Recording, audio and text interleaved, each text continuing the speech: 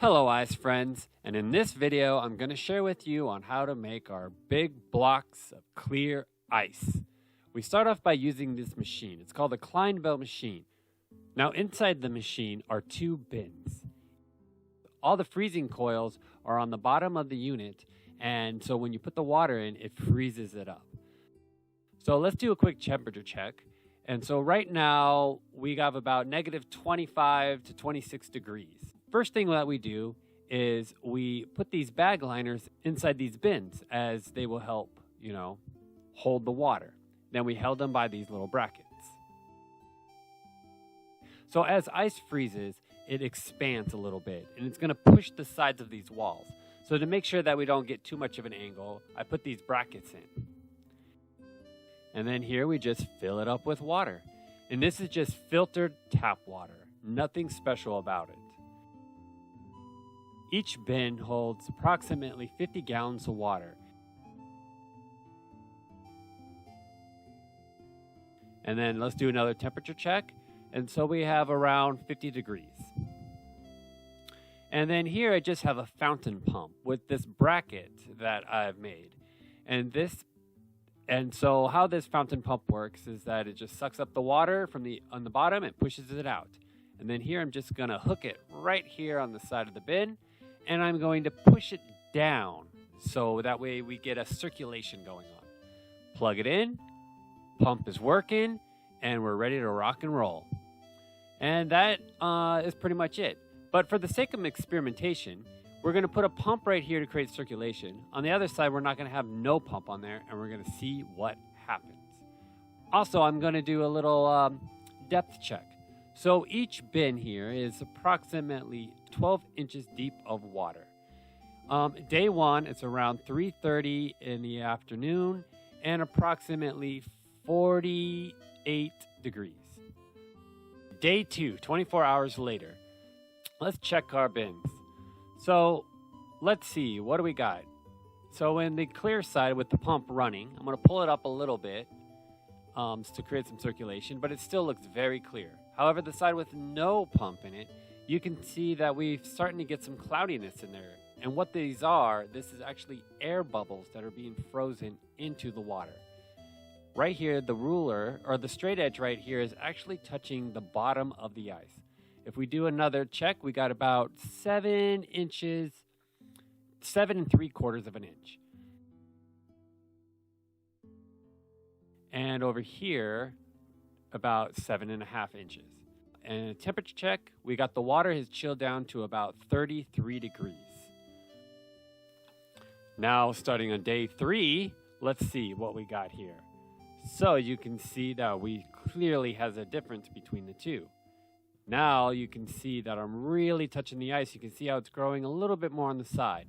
It's getting really close to touching the bottom of the pump. I'm glad I pulled it up beforehand. But let's raise it up as high as I can. Right there, a little over. You can see that water splashing everywhere. There we go. That looks good. I think we got about another day right there. And let's check the white. You can see that we have a high concentration of more air bubbles in here, really changing the color. Let's do a depth check. White ice is about 4 inches, 4.5, 4 inches deep, and the temperature is about 34. It's a little warmer than yesterday. Okay, day number 4. What do we got? It's a little warmer today than it was yesterday. Still looks roughly about the same, but the difference is becoming more noticeable. As you can see over here, all this right here is clear ice. This is a little over 12 inches of solid clear ice, and you can see the rivets underneath. Now, what's fascinating about water is that water has natural sediments in it, which is what gives it flavor. And during the freezing process, it's actually separating these mineral sediments in the water, and they start collecting on the top. And so that's what we're seeing right here is these little bit of orange iron deposits. So right now my hand is touching the top of the surface of the ice. The pump is actually frozen in. So this block is pretty much ready to go. So I'm going to go ahead and pull the pump out because there's no need to have that in there. And let's look at this white ice right here. Now, have you noticed how we have a high concentration of white ice in this area, right? So I think the areas where the coils are is where it gets coldest, and there's some space in between the coils. The coldest areas will be freezing clear, and it will be pushing all that air in between the coils, which will be freezing into that white. So let's do another depth check. So we got about, 2.5 inches, I believe. And we can already see in the white ice, the ice is frozen up to the top. Yep, 2.5 inches, 2.25 inches. We'll do a little temperature check. Still got about 35 degrees. Okay, here we are, day 5. Wow, now look at that. We both got blocks of white ice. So you can definitely see how once I pull the pump out on the clear side, that all that remaining water on the top has frozen white. Look at all those solid bubbles of air right in there. Temperature check, the water has halved and around 14 degrees above, 14 to 19 degrees above. So day 6, temperatures have gotten a little colder. Still really don't see too much of a difference. And as you can see, frost is beginning to build because there's no more water in there to keep the area warm. And so all this remaining moisture is freezing and getting really frosty. Okay, it's still pretty solid. Let's do a temperature check right here. So now the ice has definitely got a lot colder. So it's around -6 degrees. All right, day 7, what do we got here? So temperature has warmed up tremendously, and you can see a lot of frost is starting to build. Temperature check, still just slightly a little bit colder, about -8. Day 8, the temperatures are just around 68 degrees. As you can see, more frost has built up. A lot of frost has been building up in this area.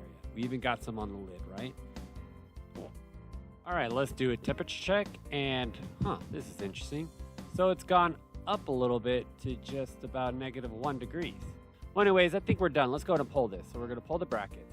So right here, I have this modified engine hoist. My brother, who's a welder, came down for a visit, and we chopped up this engine hoist, and we just started welding parts and pulleys and chain hoist to it. And here I got this bracket, and on this end here, we got these small little 45-degree, 1/2 inch angles, and it goes into this bracket right here. And so see that little bit right there? So that goes into the ice, freezes into the ice, and this bar hooks right up onto each end of the bracket. Get it all in there, and I just start pulling the ice block up. And as you can see, here I got approximately, guaranteed about 10 inches of clear ice. This block right here is about a little over 300 pounds. So the next thing that I do is I have just this hand truck, and I just set that down, and I just carefully just lower this 300 block down to the base. And got to get it lined up just right. And as you can start seeing that this block is slowly starting to frost. The reason why it's doing that is because the moisture in the air is freezing to this 0-degree block, right? And so when it first comes out, it's pretty clear, but then as it makes contact with that moisture, it's going to be frosting over really quick, as you can see here. Well, now I got to pull these brackets out. So I just take a knife and I cut just a little score right under this bracket right here, and it just pops right out. What's interesting about ice, that the colder it gets, the more brittle it is. So if I don't score, you see that the bracket doesn't come out. So that's why the importance of scoring. Pop that out, and we are good to go. So I'll just lift that up and just dolly it over and ramp it right into my walk-in freezer. This part's a little scary. I have to really brace myself. There's been a couple of times where I've slipped in fear of breaking my leg. But there you go. As you can see, we cannot see how clear it is because of how cold that block is and the moisture frosting it over. but we'll give it some time for the block to warm up to clear. Meanwhile, let's go ahead and pull that white block out. Let's go check to see what this baby looks like. So as I am pulling this, you can see that, well, it looks like a big block of milk. Look at that. Ooh. And then we're gonna lower it, pull those brackets out.